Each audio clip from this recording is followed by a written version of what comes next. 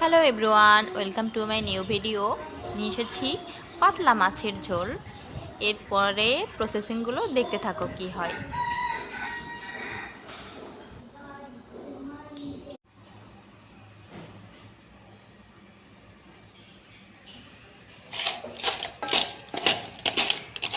পুঁই শাক আর গোলালু দিয়ে পাতলা মাছের ঝোল করব। তো এই জন্য আমি মাছগুলোকে ভালোভাবে হলুদ লবণ দিয়ে মেখিয়ে নিলাম। তারপরে এগুলোকে গরম তেলের মধ্যে ছেড়ে দিয়েছি, ভালো করে উল্টিয়ে পাল্টিয়ে ভেজে নেব।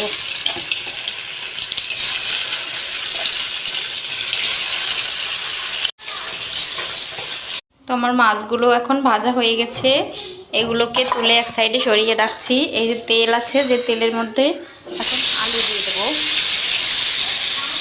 এখন আলুগুলো আগে সুন্দর করে ভেজে নিতে হবে।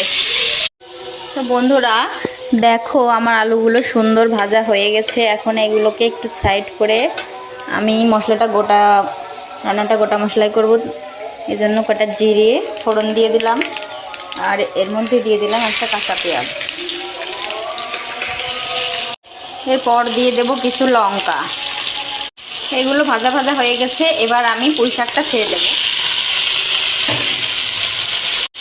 এর মধ্যে এখন আস্তে আস্তে লবণ হলুদ দিয়ে দিলাম। এই হলুদ লবণ দিয়ে আমি সুন্দর করে এটাকে ভেজে নেব।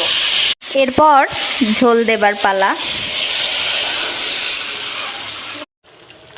এই যে বল আসছে, এই এখন মাছগুলো দিয়ে দেব। তো আমার মাছগুলো দিয়ে দিলাম। এরপরে আমি আরও কিছুক্ষণ জাল করব।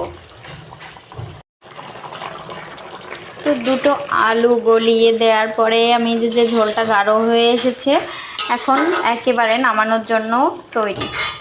তো এইভাবেই আমরা পরিবেশন করতে পারি। এখন আমি ঝোলটাকে নামিয়ে নেব।